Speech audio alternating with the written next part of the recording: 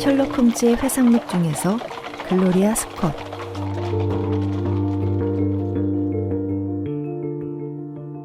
왓슨, 나한테 이런 기록이 있는데 말이지. 어느 겨울밤 난로 옆에 앉아있는데 셜록 홈즈가 말했다. 자네가 한번 볼만한 가치가 있다고 생각되네. 이건 글로리아 스콧의 기이한 사건과 관련된 서류일세. 이 기록은 트레버 판사가 읽고 죽을 만큼 두려움에 떨게 한 편지라네. 홈즈는 서랍에서 색이 바랜 두루마리를 꺼내 끈을 풀더니 회색 종이에 휘갈겨 쓴 짧은 편지를 나에게 건넸다. 거기에는 이렇게 쓰여 있었다. 런던으로 보낼 사냥감은 꾸준히 늘고 있다. 사냥터 수장인 허디스는 파리 잡는 끈끈이 주문에 응했으며 당신 암꽁의 생명을 잘 지키라는 명령을 받았다. 이 수수께끼 같은 편지를 읽은 후 고개를 들자 홈즈가 내 표정을 보고 낄낄거렸다. 좀 당황한 것 같군. 뭐 때문에 이 편지를 보고 공포스러웠을지 잘 모르겠는걸? 무섭다기보다는 좀 괴기스럽기도 하고. 맞아. 하지만 이 편지를 읽고 멀쩡했던 노인이 누군가 총이라도 들이대기라도 한 것처럼 쓰러진 건 사실이네. 그래? 호기심이 생길 만도 하네. 자네는 내가 이 사건을 연구해볼 가치가 있다고 한 건 어떤 특별한 이유가 있기 때문이겠지? 내가 처음 맡은 사건이었으니까.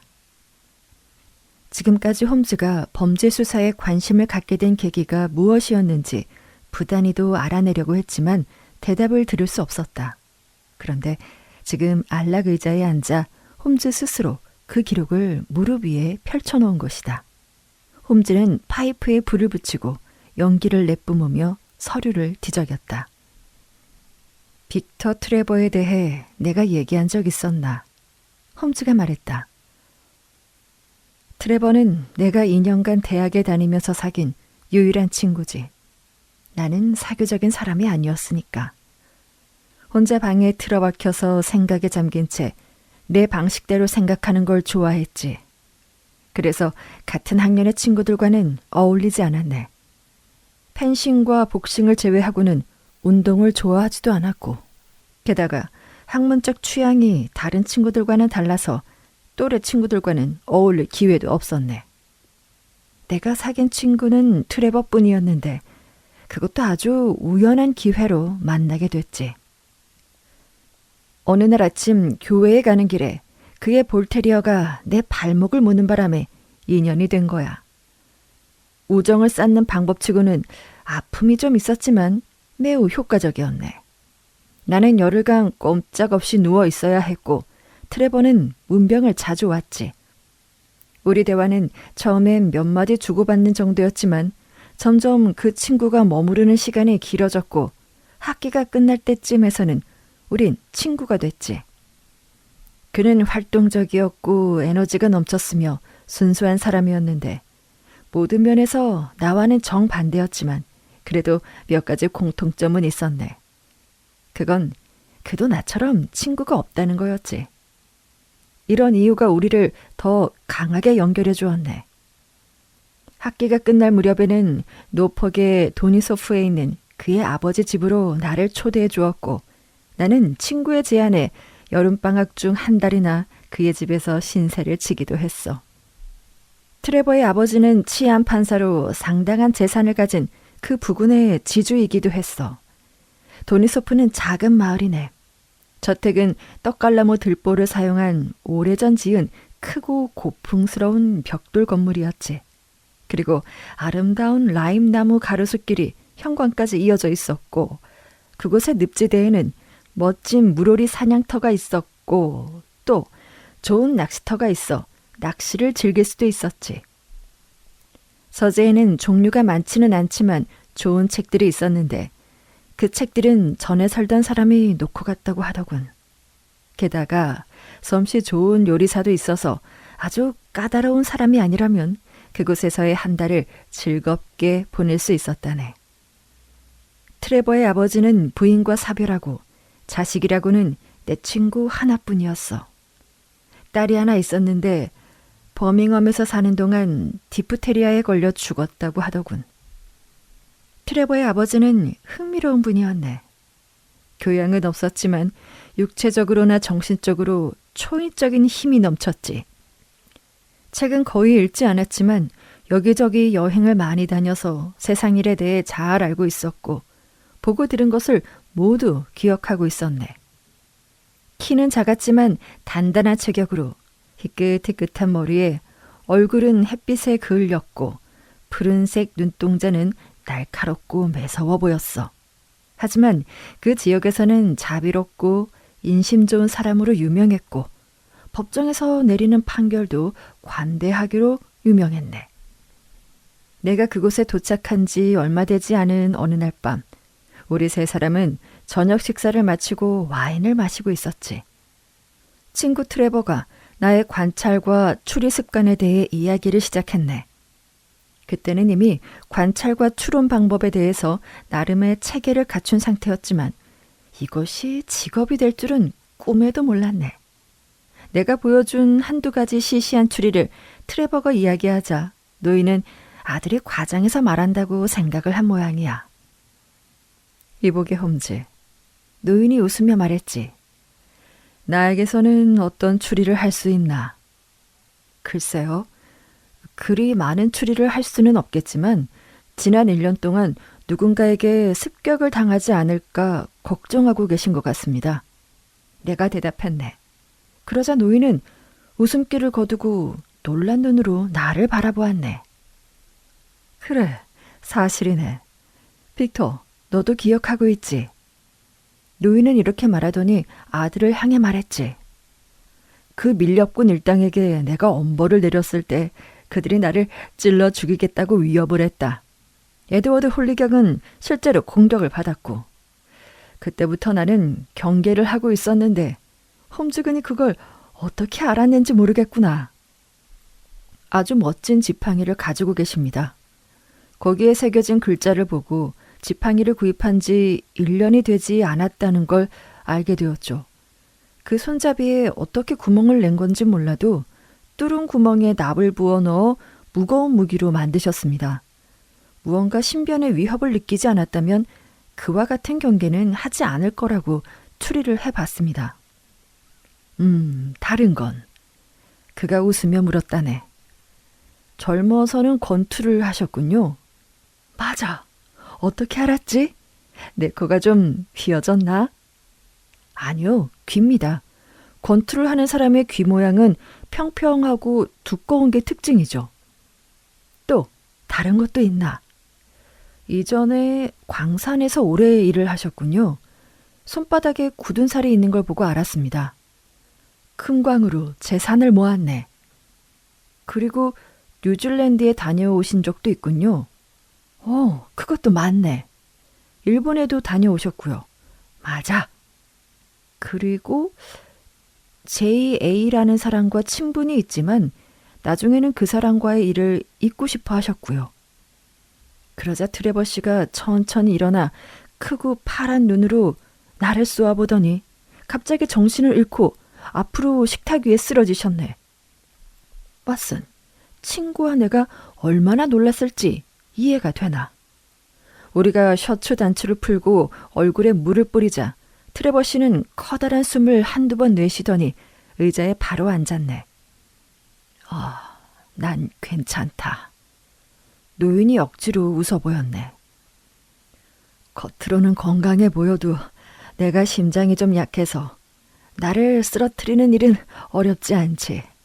그런데 홈즈, 어떻게 그걸 알아냈는지 모르겠지만 진짜 탐정이든 소설 속에 나오는 탐정이든 자네 실력에 비하면 어린아이 수준이네. 이것이야말로 자네가 앞으로 해야 할 일이야. 세상을 먼저 산 사람으로 하는 말이니 믿어도 좋을 걸세. 왓슨, 믿을지 모르겠지만 그는 내 재능을 인정해주고 직업으로 권고해 주었을 때 나는 단순히 취미로만 여겨오던 이 일을 직업으로 삼을 수도 있겠다고 생각을 했네. 그때 트레버 씨가 갑작스럽게 쓰러지는 바람에 다른 생각을 할 경황은 없었지만 제가 상처 드리는 말을 했나요? 내가 말했네. 그래, 자네가 내 아픈 곳을 찔렀네. 혹시 자네가 그걸 어떻게 알았는지 또 어디까지 알고 있는지 말해줄 수 있겠나? 노인은 농담처럼 말했지만 그의 눈에는 여전히 두려움을 느끼고 있었어. 어쨌든 나는 대답을 했지. 아주 간단합니다. 보트에서 물고기를 끌어올리기 위해 아버님이 소매를 걷었을 때 팔꿈치 안에서 JA라는 문신이 새겨져 있는 걸 보았습니다. 글씨를 읽을 수는 없었지만 문신 주위에 피부가 얼룩해져 있는 걸로 봐서 그걸 지우려 했다는 사실을 알 수 있었죠. 그래서 아버님은 그 머리 글자의 인물과는 한때 아주 가까운 사이였지만 지금은 그를 잊고자 한다고 생각했어요. 정말 예리하군. 노인은 안도의 한숨을 길게 내쉬었네. 자네가 말한 대로야. 하지만 그 이야기는 그만하도록 하지. 모든 유령 이야기 중에서 옛 연인의 유령 이야기라니. 당구장에서 담배나 피우세. 그날 이후 트레버 노인은 변함없이 친절했지만 경계하는 듯 했네. 그 사실을 친구조차도 눈치를 챌 정도였어. 아버지가 자네 때문에 무척 놀라셨나 봐. 자네가 어디까지 알고 있는지 알 수 없어 조금 불안하신 것 같네. 노인은 겉으로 드러내진 않았지만 마음속에 있는 두려움이 행동에 나타난 거지. 나 때문에 노인이 불편해한다는 걸 알고 나는 떠나기로 했네. 하지만 돌아가기 전날 사건이 터졌어. 결과적으로 그것이 아주 중대한 일이 돼버리고 말았지. 그날 우리 세 사람은 정원 의자에 앉아서 햇볕을 쬐며 강 너머 경치를 구경하고 있었는데 하녀가 오더니 트레버 씨를 만나고 싶어하는 사람이 현관에 와 있다고 알려주더군. 이름이 뭐라고 하든가. 말하지 않았어요. 그럼 무슨 일로 왔다고 하든가. 주인님과는 아는 사이라고 하면서 잠깐 이야기하고 싶다고 하셨어요. 그럼 이리 모시고 오지. 곧 비굴하게 굽실거리는 태도로 다리를 질질 끌며 한 남자가 나타났지. 소매에 타르가 묻은 외투를 풀어헤치고 빨간색과 검정색으로 된 줄무늬 셔츠와 무명 바지에 달아 빠진 구두를 신고 있었어. 볕에 탄 얼굴은 야위어 있었고 입가에는 교활해 보이는 웃음을 머금고 있었는데 고르지 못한 누런 이가 드러나 보였네. 주름진 손은 뱃사람들이 그렇듯 반쯤 오그라들어 있었고 구부정한 걸음걸이로 잔디밭을 나오자 트레버 노인은 의자에서 벌떡 일어나더니 집 안으로 뛰어들어갔지. 바로 돌아오기는 했지만 내 옆을 지날 때 진한 브랜디 냄새가 풍겼다네. 그래, 무슨 일인지 들어보세. 뱃사람은 눈살을 찌푸린 채 노인을 쳐다보았네. 입가에는 변함없이 웃음을 띠고 있었고. 나를 모르겠나? 아니, 자네는 허드슨 아닌가? 트레버 씨가 놀라서 말했네. 그래, 허드슨 일세. 뱃사공이 말했네. 헤어진 지 30년은 넘은 것 같군. 그런데 자네는 여전히 저택에 살고 나는 보다시피 여전히 소금에 절인 고기를 먹는 뱃사람이라네. 나도 아직 옛일을 잊고 있지 않네. 트레버 씨는 이렇게 말하며 뱃사람에게 다가가 조그만 목소리로 무언가 속삭이더니 다시 큰 소리로 말했지. 주방으로 가세.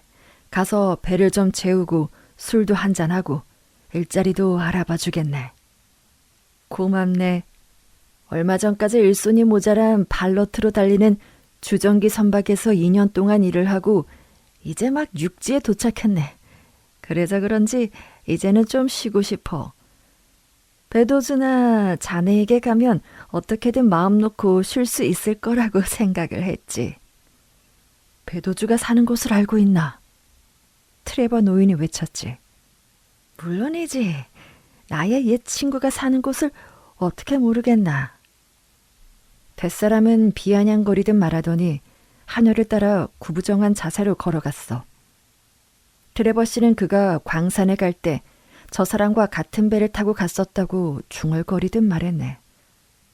그리고 우리를 잔디밭에 남겨두고는 집 안으로 들어갔지. 1시간 뒤에 우리가 집으로 들어가 보니 노인은 만취 한 채 부엌에 누워 자고 있었어. 그날의 일은 나에게 불쾌한 인상을 줘서 다음 날 도니소프를 떠나는 것이 조금도 아쉽지 않았지. 내가 있어 봤자 친구만 곤란해질 것 같았거든. 이 일이 일어난 건 방학이 시작되고 한 달째 되던 무렵이었네. 나는 런던으로 돌아와 7주 동안 방 안에 틀어박혀 유기화학 실험을 하고 지냈지. 그러던 어느 날 가을이 성큼 다가와 방학도 거의 끝나갈 무렵 친구에게서 전보를 받았는데 거기엔 그가 나의 조언을 필요로 한다는 내용이 적혀 있었어. 물론 나는 모든 걸 내려놓고 다시 북부로 출발했지. 친구는 말 한 필이 끄는 이륜 마차로 역까지 마중 나왔는데 나는 한눈에도 그가 지난 2달 동안 고통스러운 시간을 보냈다는 걸 알 수 있었네. 친구는 야위었고 예전과 같은 에너지가 넘치고 활기찬 모습을 찾아볼 수가 없었거든. 아버지가 위독하셔. 날 보자마자 그가 한 말이네. 그럴 리가. 나는 소리쳤지. 어떻게 된 거야? 뇌졸중이야. 정신적 충격을 받으셨거든. 지금 사경을 헤매고 계셔. 우리가 도착할 때까지 살아계실지 모르겠어. 왓슨, 나는 뜻밖의 소식에 너무 놀랐네. 원인이 뭐야? 내가 물었지. 그게 중요해. 어서 마차에 타. 가면서 얘기해. 자네가 런던으로 돌아가기 전날 우리 집에 찾아왔던 사람 기억해? 그럼 기억하고 있지. 그날 아버지가 집에 들인 자가 어떤 자인지 알겠어? 모르겠는데. 홈즈, 그 자는 악마야. 나는 깜짝 놀라서 그를 쳐다봤네. 그래, 그 자는 악마 그 자체야. 우리는 그때부터 한시도 마음이 편할 날이 없었어. 아버지는 기운을 잃으시더니 결국 쓰러지셨고 그게 다 허드슨 때문이야. 허드슨에게 어떤 힘이라도 있었어? 내가 알고 싶은 게 바로 그거야. 다정하고 인정 많은 선량한 아버지가 왜 그 녀석 손에 놀아나게 된 건지. 어쨌든 홈즈, 자네가 와줘서 기뻐. 난 자네의 판단과 분별력을 믿고 있으니 어떻게 하면 좋을지 가르쳐줘. 마차는 평탄한 시골길을 달렸네. 눈앞에는 끝없이 펼쳐진 호수가 저녁해를 받아 붉게 물들였고 왼쪽 가로수 사이에 저택의 높은 굴뚝과 깃대가 보이기 시작했네. 아버지는 처음에 허드슨에게 정원을 맡겼는데 그자는 그걸로는 만족하지 않자 집사로 승진시켜 주셨지. 그러자 그자는 집안일을 자기 마음대로 주물렀고 하루 종일 빈둥거리며 여기저기 돌아다니고 자기 마음대로 행동했어. 하녀들은 그자의 술버릇과 상스러운 말을 한다고 불만이 많았고 아버지는 하녀들의 급료를 올려주면서 달래줬고 그자는 아버지의 가장 좋은 사냥총을 가지고 보트를 타고 나가 혼자서 사냥을 다녔어. 그러면서도 항상 냉소적인 태도로 무례하게 굴었지. 그자가 내 또래였다면 20번이고 때려 눕혔을 거야. 홈즈, 생각해보니 이렇게 참는 게 아니었어. 사태는 점점 악화돼갔고 허드슨은 더 자기 마음대로 굴기 시작했지. 그러던 어느 날 내가 보는 앞에서 아버지에게 무례하고 말대꾸를 하는 걸 보고 내가 그자의 어깨를 잡아 밖으로 끌어낸 적이 있었어. 그자는 당황한 듯 슬금슬금 물러났지만 그 독사 같은 두 눈은 내게 앙심을 품은 것 같았지. 가엾은 아버지와 그자 사이에 어떤 말이 오갔는지는 모르겠지만 다음날 아버지가 다가와서 허드슨에게 사과를 하라고 하시는 거야. 나는 당연히 싫다고 했지. 자네라도 그랬을걸? 나는 아버지에게 왜 저런 자를 우리 집에서 멋되게 굴게 놔두냐고 물었어. 그건 말이다. 아버지가 말했지. 간단한 문제가 아니란다. 내가 어떤 상황에 처했는지 너는 모른다. 언젠가 너에게 말해주마. 그땐 이 가엾은 아버지를 나쁘게 생각하지는 말아라.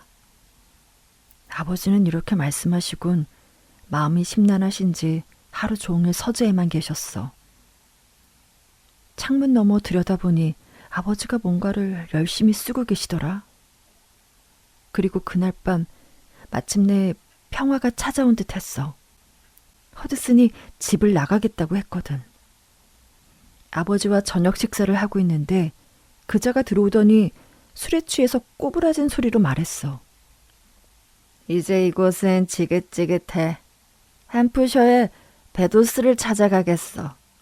그 사람도 나를 보면 자네만큼 환영해 줄 테니까. 허드슨, 설마 섭섭한 마음으로 가는 건 아니겠지. 아버지의 무기력해 보이는 모습에 나는 피가 거꾸로 솟는 것만 같았어. 나는 아직 사과를 받지 못했어.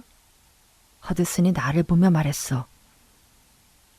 빅터야, 그동안 이분에게 내가 너무 무례했던 거 아니냐. 아버지가 나를 바라보며 말씀하셨어. 천만에요. 우린 그동안 남다른 인내심으로 겨우 참아왔는걸요. 내가 말했어. 그래. 그는 으르렁거리더군. 좋아, 두고 보자고. 그는 구부정한 걸음걸이로 방을 나가서 30분 뒤에 집을 떠났고 아버지는 가여울 정도로 떨고 계셨어. 이후 나는 밤마다 아버지가 방 안을 걸어다니는 소리를 들어야 했고, 그런데 아버지가 겨우 안정을 되찾나 싶었는데 일이 터진 거야. 어떤? 내가 물었네. 아주 이상한 일이었어. 어제 저녁에 아버지 앞으로 포딩 브릿지 소인이 찍힌 편지가 도착했지. 아버지는 편지를 읽더니 두 손으로 머리를 쥐어뜯으며 정신 나간 사람처럼 방 안을 맴돌기 시작했어. 간신히 붙들어서 소파에 눕혔는데 눈꺼풀 한쪽이 푹 들어가며 뇌졸중 증세를 보이시는 거야. 곧바로 의사가 와서 진찰을 했지만 온몸이 마비되어 의식이 돌아올 것 같지 않더라. 아마 회복되기 힘드실 거야. 끔찍한 일이군. 트레버, 편지에는 어떤 내용이 쓰여 있길래 이런 끔찍한 일이 일어난 거야? 별거 아니야. 편지에는 시덥지 않은 얘기만 쓰여 있었는데 도대체 아버지가 왜 그렇게 되신 건지 알 수가 없어. 내가 우려하던 일이 벌어진 걸까? 친구가 그렇게 말했을 때 마차는 길모퉁이를 지나고 있었네. 희미한 빛을 통해 집안의 모든 커튼이 내려져 있는 게 보였지. 친구의 얼굴은 슬픔으로 일그러져 있었네. 그때 검은 옷을 입은 신사가 나왔고 친구가 물었어. 언제였나요, 선생님? 자네가 나간 뒤 바로 돌아가셨네. 의식은 돌아오셨나요? 돌아가시기 전에 아주 잠깐. 제게 남긴 말씀은 없으셨고요. 일본식 장롱 서랍 안에 편지가 있다는 말씀만 하셨네. 친구는 의사와 함께 고인이 계신 방으로 올라갔고 나는 서재에 남아서 이번 사건을 거듭 생각해 보았네. 태어나서 처음으로 느껴보는 침울한 기분으로 말이야. 권투 선수, 여행가, 금광채굴자였던 트레버 씨는 과거에 무슨 일이 있었던 걸까? 무슨 이유로 흉악한 뱃사람에게 약점을 잡혔을까? 반쯤 지워진 팔뚝의 문신에 대해 잠깐 이야기했을 뿐인데 기절한 이유는 뭘까? 또 포딩 브릿지에서 온 편지를 받고 무엇 때문에 놀라서 뇌졸중으로 쓰러져 깨어나지 못한 걸까? 그때 나는 포딩햄이 햄프셔에 있다는 게 생각났네. 그리고 뱃사람이 찾아간 베도즈 씨도 햄프셔에 살고 있는 사실을 떠올렸지. 그렇다면 그 편지는 뱃사람 트레버 씨가 사람들에게 알리고 싶지 않은 과거를 폭로하겠다는 협박이었거나 혹은 옛 동료인 베도즈가 그런 일이 생길 수 있으니 조심하라고 경고하는 내용일 거라고 추측을 했지. 여기까지는 틀림없다고 생각을 했어. 하지만 내 친구 빅터는 그 편지를 왜 시덥지 않다고 했을까? 친구는 분명 그 편지 내용을 제대로 이해하고 있는 것 같지 않았지. 만약 그렇다면 겉으로 드러난 것과 달리 교묘한 암호였을 수도 있지. 꼭 그 편지를 보아야만 했네. 그 편지에 숨겨진 의미가 있다면 나는 그것을 해독할 자신이 있었으니까. 1시간 동안 어둠 속에 앉아서 그런 생각을 하고 있는데 울어서 눈이 퉁퉁 부은 하녀가 등불을 켜고 서재로 들어왔네. 그리고 바로 뒤따라 친구가 장백하지만 침착한 태도로 지금 여기에 있는 글을 손에 들고 왔지. 그는 나와 마주 앉더니 램프를 탁자 끝으로 끌어다 놓고는 회색 종이에 쓰인 짧은 메모를 내밀었네. 런던으로 보낼 사냥감은 꾸준히 늘고 있다. 사냥터 수장인 허디스는 파리 잡는 끈끈이의 주문에 응했으며 당신 암꽁의 생명을 잘 지키라는 명령을 받았다. 이 편지를 처음 읽었을 때 나도 방금 전 자네처럼 당황한 얼굴이었을 거야. 그래서 다시 한번 주의 깊게 읽었지. 역시 내 생각이 맞았네. 이 이상한 단어의 조합 속에 분명 다른 숨겨진 의미가 있음이 틀림없었어. 끈끈이나 암권 같은 단어에 미리 약속된 의미가 있는지도 모르지. 만일 그렇다면 그 의미를 찾아내는 건 불가능하네. 하지만 난 또 포기하지 않았지. 허드슨이란 이름이 편지에 있으니 내가 생각한 것과 크게 다르지 않으며 또 편지를 보낸 사람이 뱃사람이 아닌 베도즈 같았네. 나는 편지를 거꾸로 읽어보았어.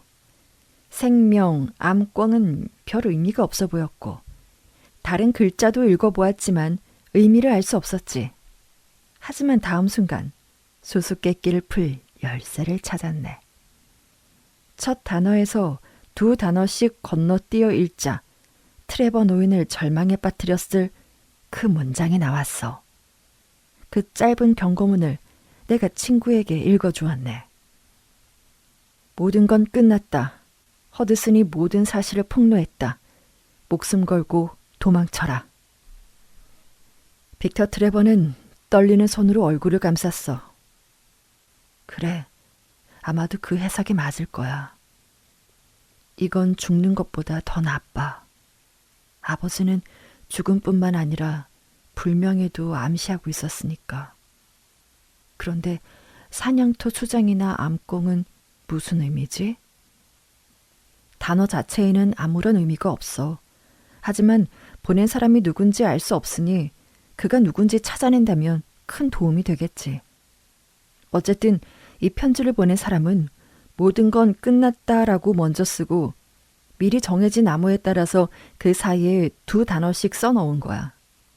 당연히 머릿속에 먼저 생각난 단어를 써넣었겠지. 사냥에 관한 단어가 많은 걸 보면 편지를 보낸 사람은 사냥을 좋아하거나 사육에 흥미를 가진 사람일 거야. 그런데 빅터, 베도즈라는 사람에 대해서 아는 거 없어? 그러고 보니 아버지는 매해 가을이 되면 베도스 씨의 사냥터로 초대를 받곤 하셨어. 그렇다면 이 편지는 틀림없이 그 사람이 보낸 걸 거야. 이제 남은 건 뱃사람 허디슨에게 부유하고 존경받는 2사람이 어떤 약점을 잡혔는지 그 비밀을 알아내는 거지. 홈즈, 그 비밀이 부끄러운 것은 아닐지 걱정돼. 하지만 자네에게 숨기고 싶진 않아. 이건 허드슨 때문에 과거가 탄로날 걸 알고 아버지가 쓰신 거야. 아버지가 말씀하신 대로 일본식 장롱 안에 있었어. 읽어주지 않을래? 나는 읽을 힘도 용기도 없어. 왓슨, 이 기록들이 빅터가 내게 준 편지일세. 그날 밤 친구에게 읽어주었듯 자네에게 읽어주겠네. 보다시피 겉봉에는 이렇게 쓰여 있지. 1855년 10월 8일 잉글랜드 서남부 펠머스를 출항해 11월 6일 북위 15도 20분, 서경 25도 14분 지점에서 침몰할 때까지 글로리아 스코토의 항해 일지. 이건 아들에게 쓰는 편지 형식으로 쓰여져 있다네. 사랑하는 아들에게. 인생 만년에 어두운 그림자가 드리운 지금 나는 법이 두려워서도 아니고 내 지위를 잃을 것이 걱정스러워서도 아니며 나의 명예가 실추되어서 괴로워하는 것도 아니다. 나는 진실하고 정직한 마음으로 진실을 밝히고자 한다. 나를 사랑해주고 언제나 존경해주던 너. 그런 네가 나 때문에 수치를 참아야 한다는 사실을 생각하니 참으로 괴롭구나. 그러나 평생 나를 따라다니던 어두운 비밀이 드러나게 될 때 이 아비의 죄에 대해 내게 직접 이야기를 해주고 싶구나. 하지만 모든 일이 원만하게 해결된다면 전능하신 신이시여 부디 이를 허락하소서. 그런데도 만일 이 편지가 파괴되지 않고 네 손에 들어간다면 네가 소중히 생각하고 있는 모든 것을 위해서, 네 어머니에 대한 추억을 위해서, 그리고 우리 부자간의 정을 위해서 이것을 불 속에 던져버리고 잊어주기를 바란다. 그럼에도 불구하고 네가 이 편지를 읽고 있다면 나는 이미 과거가 폭로되어 집에서 쫓겨났거나 또는 약한 심장이 견디지 못하여 죽음으로 영원히 입을 다물고 있음을 의미하겠지. 어쨌든 이제는 숨길 수가 없구나. 나는 이제 아는 사실대로 쓰련다. 그저 신의 자비를 구할 뿐이다. 아들아, 내 이름은 트레비가 아니다. 내 어린 시절의 이름은 제임스 아미티지였다. 그러니 너의 친구가 나의 비밀을 알아챈 것 같았을 때 내가 얼마나 충격을 받았는지 짐작할 수 있겠지. 아미티지일 때 런던의 은행에서 일을 하다가 국법을 어긴 죄로 실형을 선고받았단다. 아들아, 부디 아비를 너무 가혹하게 비난하지 말거라. 나의 죄는 이렇단다.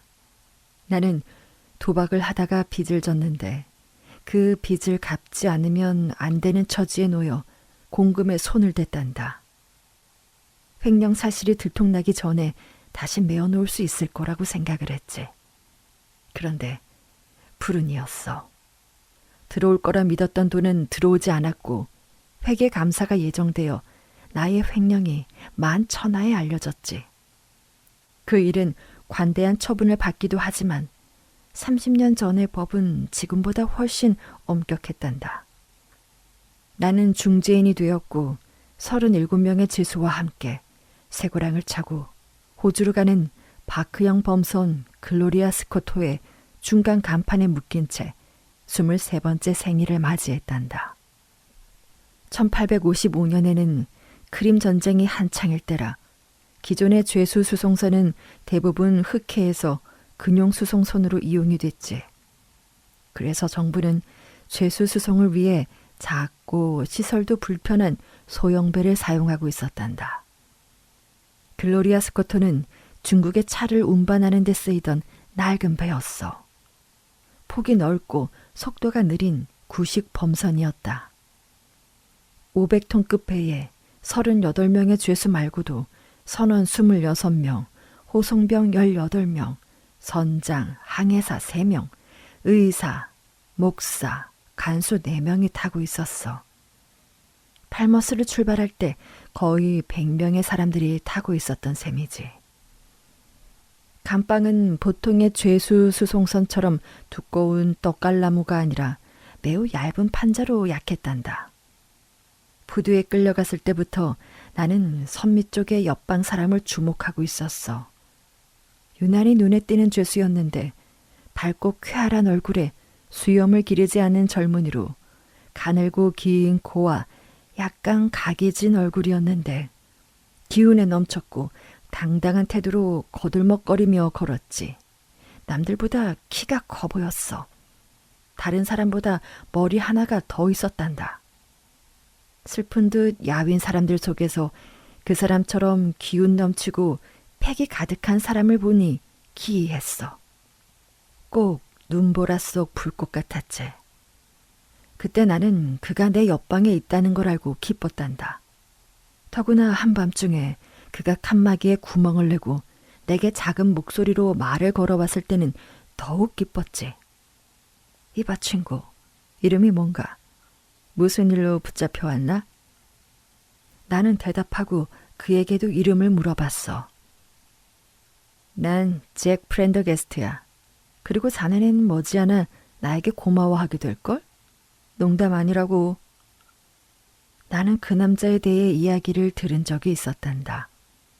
내가 체포되기 얼마 전 나라를 떠들썩하게 만든 사건이었으니까. 그는 좋은 집안 출신으로 재능도 뛰어났지만 나쁜 일에 빠져서 기상천외한 사기로 런던 상인들에게 거액의 돈을 갈취해 붙잡혔던 거야. 내 사건을 알고 있었나? 그는 자랑스럽다는 듯 말했지. 잘 알고 있네. 그럼 이 사건에 이상한 점이 있다는 것도 알고 있겠지? 그게 뭔데? 나는 거의 25만 파운드를 해먹었어. 그런 소문은 들었어. 그런데 경찰은 내 돈을 한 푼도 찾아내지 못했지. 그렇다더군. 그럼 그 돈이 어디 있을까? 나야 모르지. 어디에 있긴 내 손 안에 있지. 내게는 자네 머리카락보다도 많은 돈이 있어. 돈 있겠다 쓰는 방법도 알고 있겠다. 내가 못할 일이 뭐가 있겠나. 이제 자네도 뭐든 할 수 있는 남자가 쥐새끼와 바퀴벌레가 가득한 중국 무역선에서 냄새나는 이 감옥 같은 곳에서 엉덩이가 짓무를 때까지 앉아있을 거라고 생각을 하나? 설마 아니겠지. 그런 인간이라면 제 몸뚱이는 물론이고 다른 사람들까지 돌볼 거야. 내 장담하는데 그 사람을 믿고 따르면 그가 당신을 도울 거야. 남자는 이렇게 말했다. 처음엔 진심이 아니라고 생각했는데 얼마 후 나를 시험해보고 아주 진지하게 맹세를 하게 하더니 배를 탈취할 계획을 털어놓았어. 배에 타기 전부터 12명의 죄수들이 은밀히 가담을 했다더군. 프렌더게스트가 주모자였고 그의 돈이 계획을 움직이는 원동력이었단다. 나에게는 동지가 있어. 믿을 만한 녀석이 있지. 그가 내 돈을 가지고 있는데 지금 어디에 있다고 생각하나? 이 배에 타고 있는 목사야. 목사라고 목사님 말이야. 검은 옷을 입고 신분증명서도 갖추고 이 배에 탔지. 그가 들고 온 괴짝에는 이 배를 통째로 살 수 있는 돈이 있어. 선원들도 모두 우리 편이야. 놈들이 계약서에 서명하기도 전에 돈을 주고 매수했거든. 간수들과 2등 항해사 머서도 우리 편이야. 필요하면 선장도 매수할 수 있지. 그래서 우리는 어떻게 되는 거지? 어떻게 할 거라고 생각을 하나? 우린 군인들의 제복을 붉게 물들일 거야. 하지만 그들에겐 무기가 있어. 친구, 우리에게도 무기가 있어. 모두에게 권총을 2자루씩 줄 거야. 죄수들과 선원들까지 몽땅 우리 편으로 끌어들이고 그리고도 배를 뺏지 못하면 차라리 여자 기숙사에나 들어가는 게 좋을 테지. 오늘 밤 당신 왼쪽 방에 있는 녀석에게도 말을 걸어서 믿을 만한 사람인지 테스트를 해보게. 나는 그가 시킨 대로 했다. 옆방의 죄수도 나와 비슷한 처지의 젊은이로 그의 제목은 문서 위조였지. 그는 자신이 에반스라고 했지만 나처럼 이름을 바꾸고 지금은 영국 남부에서 부유한 생활을 하고 있단다. 어쨌든 그도 달리 빠져나갈 방법이 없었기에 이 계획에 가담을 했어. 만을 지나기 전에 이 비밀을 모르는 자는 2사람밖에 없었다. 한 사람은 겁쟁이라 도무지 믿을 수 없었고 다른 한 사람은 황달에 걸려 우리에게도 도움이 되지 않았기 때문이었단다. 애초 배를 점령하는데 방해되는 것은 없었어. 선원들은 이 일을 위해 특별히 선택된 불량배들이었지. 가짜 목사는 설교를 하기 위해 독방을 돌아다니며 선교용 팸플릿이 가득한 것으로 보이는 검은 가방을 들고 다녔는데 목사가 감방을 부지런히 순례한 덕분에 3일째에는 우리 모두의 침대 밑에 줄과 권총 2자루, 화약 450g, 총알 20발을 숨길 수 있었단다. 간수등 2사람은 프렌더게스트의 수족이었고 2등 항해사는 그의 오른팔이었어. 선장과 항해사 2명, 간수 2명, 마틴 중위 18명의 병사, 의사만이 우리의 적이었단다. 완벽한 계획처럼 보였지만 우리는 경계를 늦추지 않고 야간에 급습하기로 했다. 그러나 거사는 예정보다 일찍 벌어지고 말았어. 배가 출항한 지 3주쯤 지난 어느 날 밤이었지. 의사가 병이 난 죄수를 진찰하기 위해 내려왔는데 환자 침대에 손을 넣었다가 권총에 탈로 났다.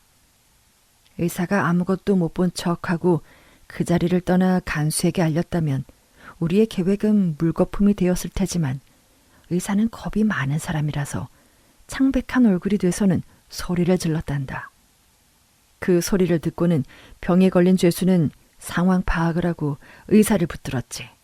그리고 소리를 지르지 못하게 의사 입을 틀어막고 몸을 묶은 뒤 침대 위에 쓰러뜨렸어. 의사가 갑판으로 통하는 문에 자물쇠를 잠그지 않아 우리는 한꺼번에 갑판으로 몰려나갔다.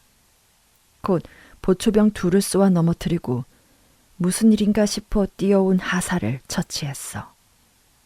특실문 앞에도 보초가 2명 서 있었지만 그들의 총에는 총알이 장전되어 있지 않았던지 총검을 끼우는 사이 총을 맞았지. 그런 다음 우리는 선장실로 뛰어들어갔는데 문을 여는 순간 안에서 총소리가 들렸어. 탁자 위에 핀으로 고정한 대서양의 해도가 펼쳐져 있었고 선장은 해도 위에 쓰러져 있었고 그 옆에 목사가 연기가 피어오르는 권총을 들고 서 있었단다. 항해사 2명은 선원들의 손에 붙잡혔고 일은 모두 끝난 듯했지.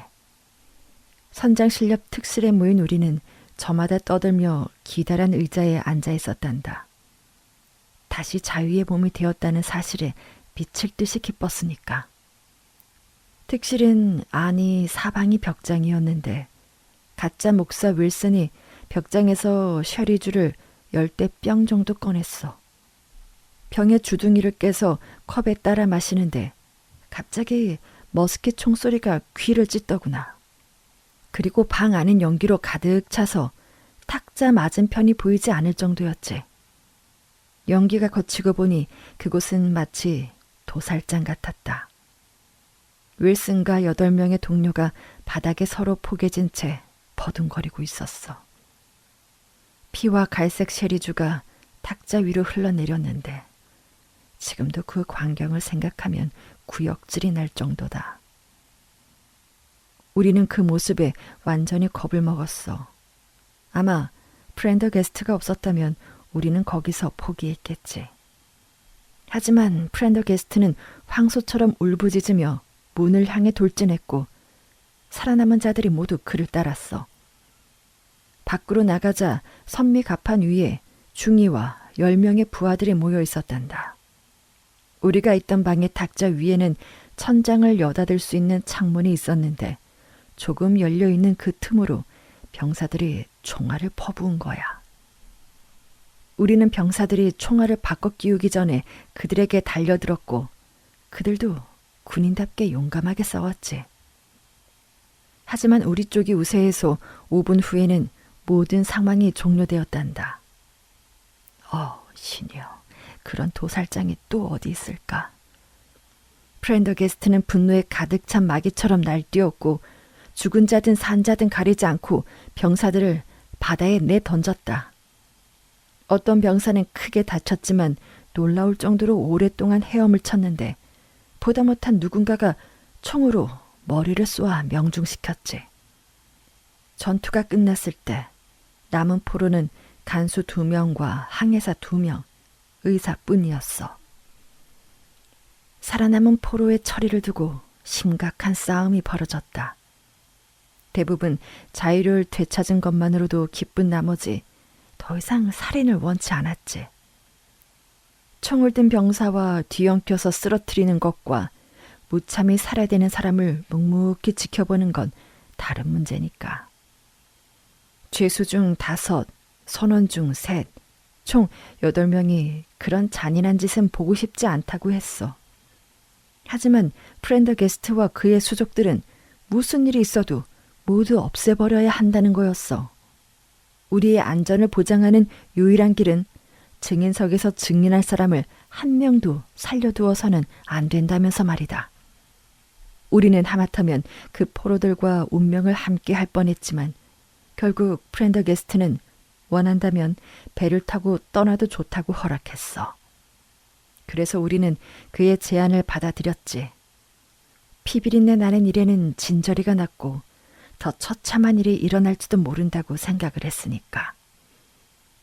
우리 8명은 선원용 상의 1벌, 물 1통, 소금에 절인 고기 1통, 비스켓 1통, 그리고 나침판을 받았다. 프렌더게스트는 해도를 던져주며 우리는 북위 15도, 서경 25도에서 침몰한 배에서 탈출한 사람들이라고 대답하라고 알려준 뒤 밧줄을 끊어 우리를 보내주었다. 그런데 사랑하는 아들아, 이제부터 놀라운 이야기의 시작이란다.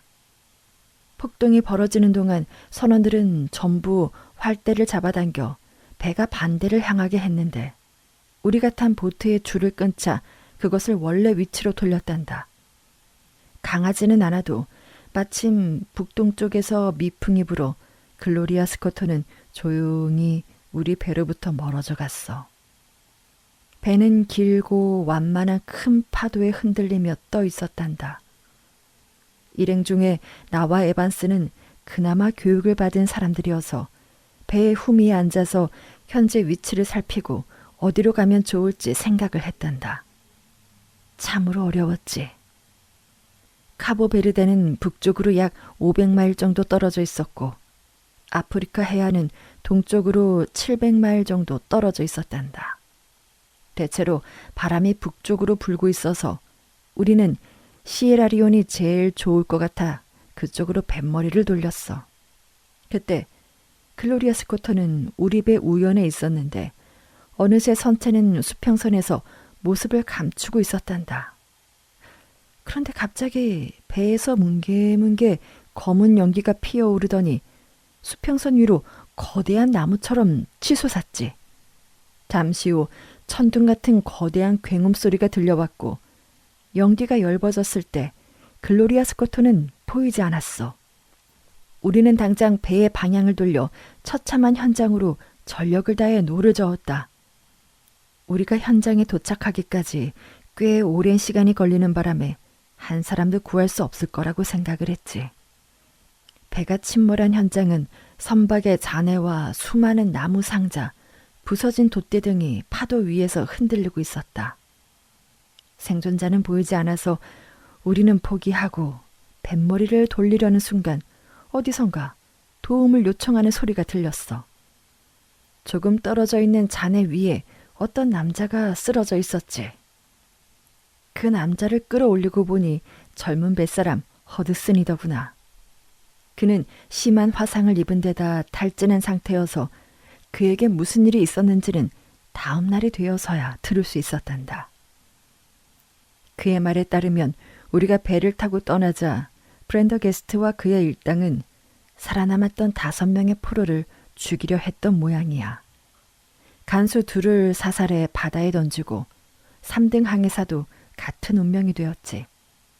그런 다음 프렌더게스트는 가운데 갑판으로 내려가 자기 손으로 가엾은 의사의 목숨까지도 끊어놓았어.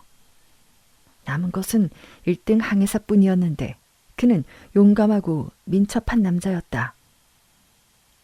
브렌더게스트가 피 묻은 칼을 손에 쥐고 다가갔을 때 결박을 풀고 화물칸으로 뛰어가 뒤쪽 선창으로 향했어. 12명의 죄수들이 총을 들고 뒤따라 내려갔더니 그는 한 손에 성냥을 들고 뚜껑을 연 화약통 앞에 서 있었다. 그런데 그 배에는 화약 100통이 실려 있었어. 그 남자는 자신을 죽이려 든다면 배를 통째로 날려버리겠다고 했단다. 그런데 그 다음 순간 폭발이 일어났어. 허드슨의 생각에 따르면 남자가 성냥에 불을 붙인 게 아니라 죄수 중 한 명이 총을 쏜 것 같다고 말이야. 원인이야 어쨌든 그것이 글로리아 스코트와 배를 점령한 폭도들의 최후였단다. 사랑하는 아들아, 여기까지가 내가 휘말린 악몽 같은 일이란다. 우리는 다음 날 오스트레일리아로 가는 브리그 범선 하스퍼호의 구조를 받았어. 우리가 난파한 여객선의 생존자라고 말하자 선장은 믿어주더구나. 해군성은 죄수 수송선 글로리아 스코토가 항해 중 행방불명이 된 것이라고 결론 짓고 이 사건의 진실에 대해서는 그 후 아무런 소문도 들리지 않았어. 우리는 하스퍼호를 타고 시드니에 내렸다. 에반스와 나는 거기서 이름을 바꾸고 광산으로 향했지. 거기에는 여러 나라에서 온 민족들이 모여 살고 있어 과거를 숨기는 것은 간단했단다. 그 밖의 일에 관해서는 굳이 이야기할 필요가 없겠지. 우리는 큰 돈을 벌었고 세계 각지를 여행하다 부유한 개척자가 돼서 영국으로 돌아왔단다. 그리고 시골에 땅과 저택을 구입했지. 우리는 20년이 넘도록 평화롭고 안정되게 살았다.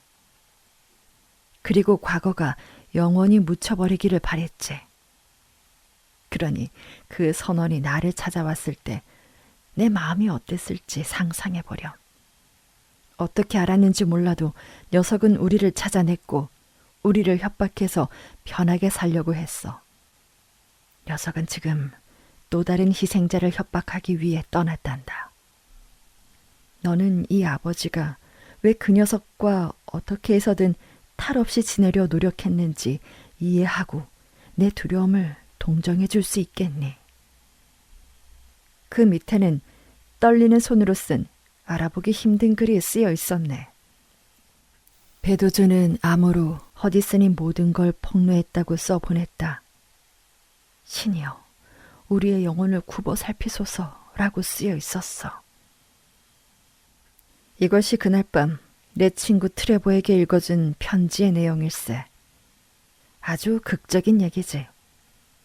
친구는 슬픔에 빠져 인도의 타라이 지방에 차를 재배하러 떠났는데 거기서 성공해서 잘 살고 있다고 하더군. 뱃사람과 배도주에 관한 소식은 경고 편지가 날라온 이후 전혀 알지 못하네. 두 사람은 모두 종적을 감췄으니까. 경찰에 따르면 고소한 사람도 없다고 하더군. 그런 점으로 미루어 보면 허드슨은 그저 협박만 했을 뿐인데 베도스는 비밀을 폭로했다고 착각한 모양이야. 주변 얘기로는 허드슨을 본 사람이 있어서 경찰은 허드슨이 베도스를 살해하고 도망쳤다고 믿고 있지만 나는 그 반대라고 추측하네. 궁지에 몰린 나머지 베도스는 자포자기한 상태에서 허디슨에게 복수하고 현금을 모아 해외로 도주했을 가능성이 더 크지. 이상 글로리아 스코토 사건의 전모였네. 왓슨, 자네의 사건 기록에 도움이 된다면 마음대로 이용하게나.